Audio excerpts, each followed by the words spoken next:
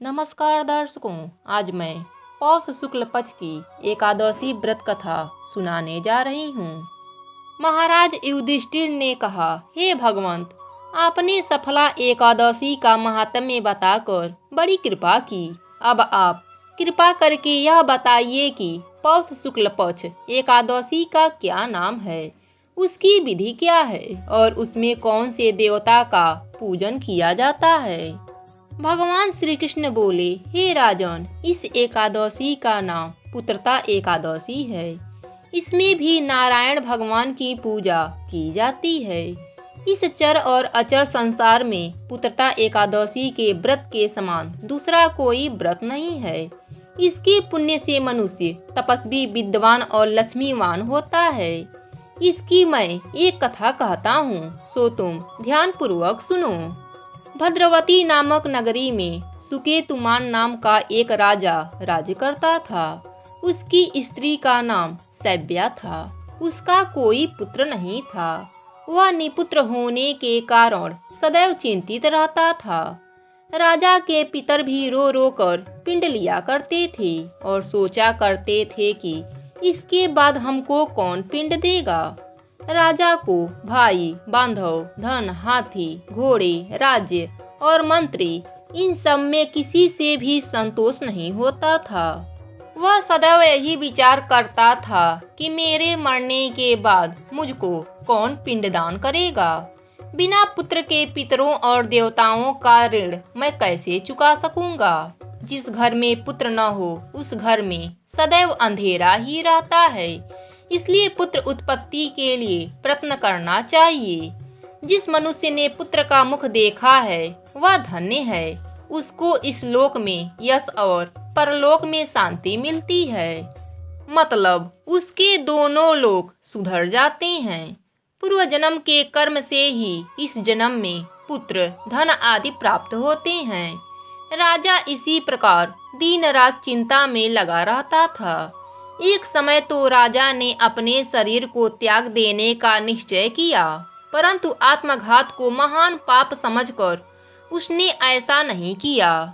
एक दिन राजा ऐसे ही विचार करते हुए घोड़े पर चढ़कर वन में चल दिया तथा पंछियों और वृक्षों को देखने लगा। उसने देखा कि वन में मृग, बाघ, सूअर, सिंह, बंदर, सांप आदि सब भ्रमण कर रहे हैं। हाथी अपने बच्चों और हथिनियों के बीच घूम रहा है।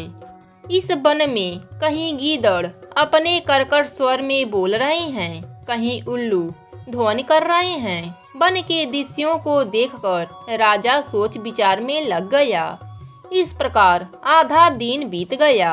वह सोचने लगा कि मैंने कई यज्ञ किए, ब्राह्मणों को स्वादिष्ट भोजन से तृप्त किया, फिर भी मुझको दुख प्राप्त क्यों हुआ। राजा प्यास के मारे अत्यंत दुखी हो गया और पानी की तलाश में इधर उधर फिरने लगा। थोड़ी दूर पर राजा ने एक सरोवर देखा। उस सरोवर में कमल खिल रहे थे तथा सारस, हंस, मगरमच्छ आदि विहार कर रहे थे। उस सरोवर के चारों तरफ मुनियों के आश्रम बने हुए थे। उसी समय राजा के दाहिना अंग फड़कने लगा। राजा शुभ शगुन समझकर घोड़े से उतरकर मुनियों को दंडवत प्रणाम करके बैठ गया। राजा को देखकर मुनियों ने कहा, हे राजन, हम तुमसे अत्यंत प्रसन्न हैं। तुम्हारी क्या इच्छा है, सो कहो। राजा ने पूछा, महाराज, आप कौन हैं और यहाँ किस लिए आए हैं, कृपया करके बताइए। मुनि कहने लगे, हे राजन, आज संतान देने वाली पुत्रता एकादशी है। हम लोग विश्वदेव हैं और इस सरोवर में स्नान करने के लिए आए हैं। यह सुनकर राजा कहने लगा कि मेरा भी कोई संतान नहीं है। यदि आप मुझ पर प्रसन्न हैं तो एक पुत्र का वरदान दीजिए। मुनि बोले, हे राजन, आज पुत्रता एकादशी है, आप इसका व्रत करें। भगवान की कृपा से अवश्य ही आपके घर में पुत्र होगा। मुनि के वचनों को सुनकर राजा ने उसी दिन एकादशी का व्रत किया और द्वादशी को उसका पारण किया। इसके पश्चात मुनियों को प्रणाम करके महल में वापस आ गया।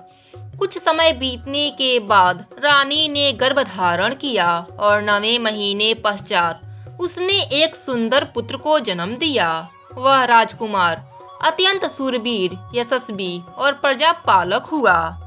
श्री कृष्ण बोले, हे राजन, पुत्र की प्राप्ति के लिए पुत्रता एकादशी का व्रत करना चाहिए। जो मनुष्य इस महात्म्य को पढ़ता या सुनता है उसे अंत में स्वर्गलोक की प्राप्ति होती है।